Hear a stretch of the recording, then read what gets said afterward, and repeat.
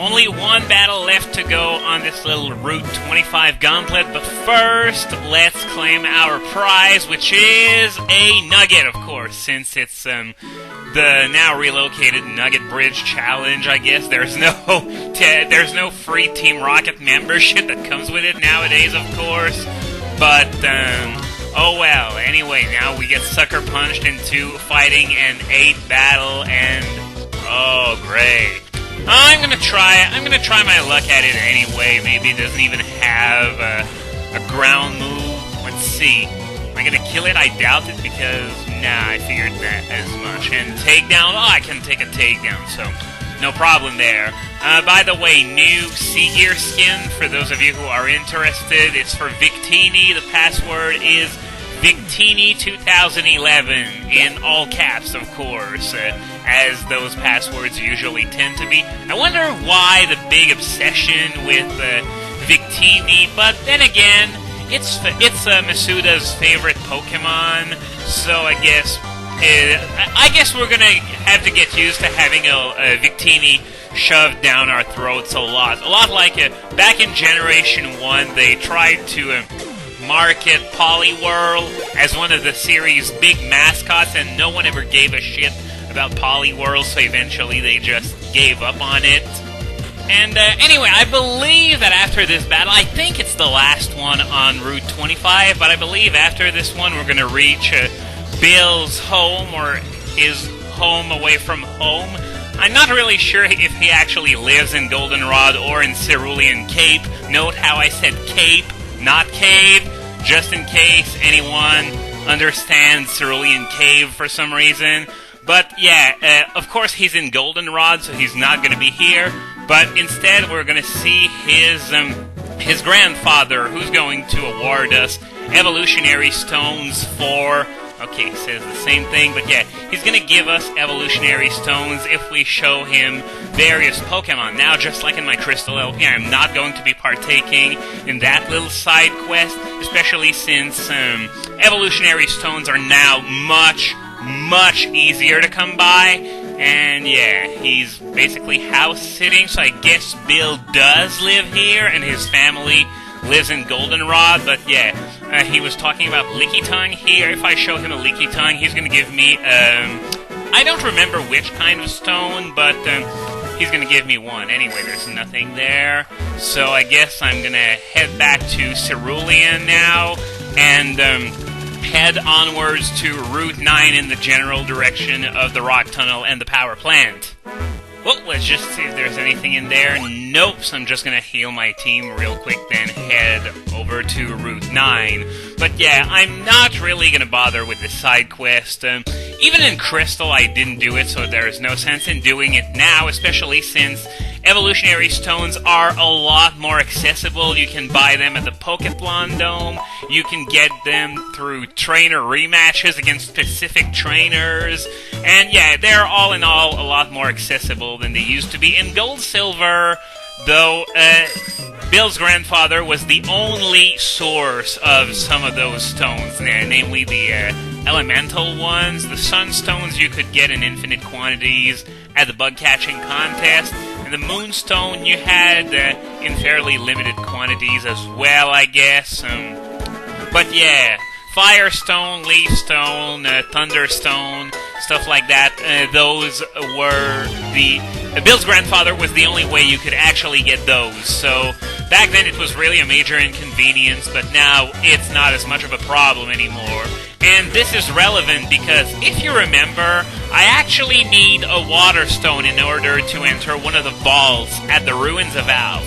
Now I guess I could be taking care of stuff like that right now, but I don't really care too much for what's in that vault. It's not extremely urgent.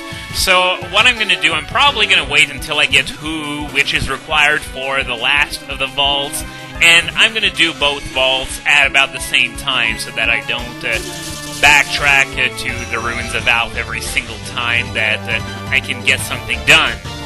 Now, oh wow, it actually lived! Oh wow, I am not used to seeing Raichus survive to anything stronger than a wind gust, so Yeah, a little shocker here. Then again, it's level 45, so the level advantage that I usually have in the main game, it's not really something you can rely on anymore at that point, because they really went all out in trying to make this at least somewhat challenging, even if the Elite Four looks like complete doofuses, because the majority of the trainers in Kanto could now beat them, which I guess they might have been going for in Gold, Silver, Crystal. Janine was especially bad since her levels were so low. They were like in the low 30s or something, just because they didn't want to make her stronger than Koga. And even there, she's still the weakest of the Kanto gym leaders. So... Oh, you gotta be kidding me! Oh, man, I gotta kill that thing with Shadow Ball, otherwise I'm gonna be in for some serious punishment. Oh my god, fuck you, Arena Trap. Earth Power? It's got Earth Power? Not even Earthquake? Look at that! It did 38 damage! Gosh! I think I got off very, very lightly here. And, yeah, when I saw Doug Trio, first thing I thought, oh shit, I'm stuck. Arena Trap, but, oh wow, Earth Power. So, sorry about that, it's just that I have a hard time letting that sink in, especially since I just said something about the increased difficulty, but then they go ahead and give Earth Power to that Doug Trio that probably could have obliterated me with Earthquake. Well, maybe not obliterated me, but they would have done a lot more damage than 38, that's for sure. But, enough about that. What I was about to say before I got so rudely interrupted, well, I was reading a few war stories on Smogon yesterday, and, you know, I've already given my opinion that war stories, well, you can have those uber-serious close-call battles, and it's fine, but people sometimes seem to take that kind of stuff a lot more seriously. For example, for some people, a critical or a lucky burn with Scald could entirely devaluate the value of a war story, though that is sort of inconsistent at times, because the only reason why anyone would use Scald over Surf is for that burn chance, and it's a 30% effect, and there are other 30% effects that war story writers tend to worry about a lot more than... Scald's burn when it comes to rating war stories and stuff. Oh, great. I said and such because I wasn't sure if I wanted to say and stuff or and such, and then I say and stuff because I'm still just as indecisive. Sorry about that. But the point I'm trying to make is that one of the war stories that I read yesterday was... Quite frankly, how can I describe that? Oh my god, this is the greatest war story I've ever seen in my life! And you might imagine that because I'm doing my best Chester A. Bum impression that I'm being sarcastic, but it's not. I honestly have never been so entertained reading a war story before in my life. And I'm gonna give you a link in the movie description, but it was really amazing to watch because it was a Dream World match. And the guy was using really unorthodox, heavily hacks-reliant stuff like Prankster Liepard, Hustle Togekiss, Choice Specs Excadrill. I still can't get over that. Choice Specs Excadrill. It's like absolutely counterintuitive, but apparently it sort of works if you just want to mess around with your opponent. But what else did he have? He had a Custabberry Tyranitar, and also a dual punching Cacturn. Yeah, you know you're dealing with someone that isn't being so serious when they're using Cacturn. Now I'm aware that the combination of Sucker Punch and Focus Punch is really sweet, but at the same time it's just, Cacturn. And what was the last team member? I don't remember, must have been really forgettable or something, but you get the kind of idea of what team he was using and what he was going for. He was using Swagger and then Foul Play a lot in this match, and it was really, really fun to read. And if you look at the other posts that go along with that war story, you'll see that opinions were amazingly polarized. You had people saying that it was absolutely amazing, a delight for the eyes and such. But then you had the Smogon Thought Police who had to ruin everything. And they were thinking that just because of all the reliance on hacks and stuff, that this didn't make for an interesting war story. Well, I'm sorry, but every war story, in my opinion at least, doesn't have to be overly boring and serious. I thought this battle, it was actually a very close one, involving two very good players, or so the guy who posted the war story says. I'm not so good at the who's who in Pokemon, but I'm just gonna take his word for it and follow his assumption that those were actually two very good players. And I don't have many reasons to doubt that, because it takes a lot of skill to actually use these sets that he was using decently. But that was enough for some of those people who were saying stuff like, if this is considered a good war story, then I don't want to see what a bad one is, or something like that. And it was really absurd, because even though this was a very unorthodox match, it was still a damn entertaining read. So I'm wondering if we are not just dealing with people who, have completely lost sight of what's important when playing this game, which is have fun.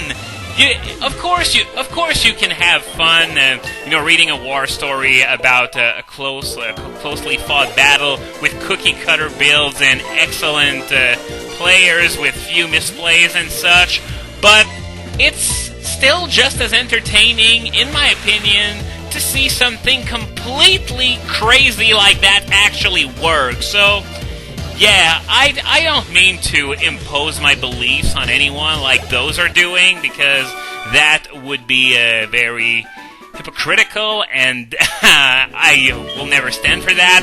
But still, I really honestly think that if you want to share a very exciting moment that you had in the game in war story format, it should really be fine. And apparently a lot of people seem to agree with me on this, because it actually got a lot of love discs, which is sort of the like rating system on Smogon, if you will. But nonetheless, I still find it rather sad that you got people telling other people what they should find entertaining or not. As I said, we're talking about the fucking Thought Police here. As I said, I'm gonna give you a link in the movie description, and if you don't enjoy it, I'm gonna give you your money back. No, I'm just joking, because I'm not even paying you or you're not paying me rather to watch this, but seriously, I bet at least some of you will find some interest in seeing all those crazy plays actually come off, and others, of course, fail, because that's the nature of a luck-reliant team like that. And it just goes to show once again that I guess luck is still extremely taboo in the high spheres of competitive battling, which is a shame, because it's always been part of the game, and it always will. So, I guess we're up to Route 10 now, and I'm not going to head to the rock tunnel right now. I'm going to head to the power plant first, which is beyond the rock tunnel, and after that I'm going to come back up and enter the rock tunnel. Now, let me think here. I'm going to have to go check the map, but I don't think that in this version of the game I'm going to need anything but flash. I mean, there are smashable rocks that you can smash to get shards and fossils and stuff like that, but I don't think you actually have to smash those rocks to progress. So I think, when I get to the Pokemon Center next time, I'm going to swap Furret for Wooper, since it has Flash. Sorry, I was just thinking out loud there. So next time on Pokemon Soul Silver, we're going to finally make our way to the power plant, and hopefully see what has gone so wrong that none of the major facilities in Kanto are working, whether it's the radio tower or the magnet train. So bye-bye, see you tomorrow.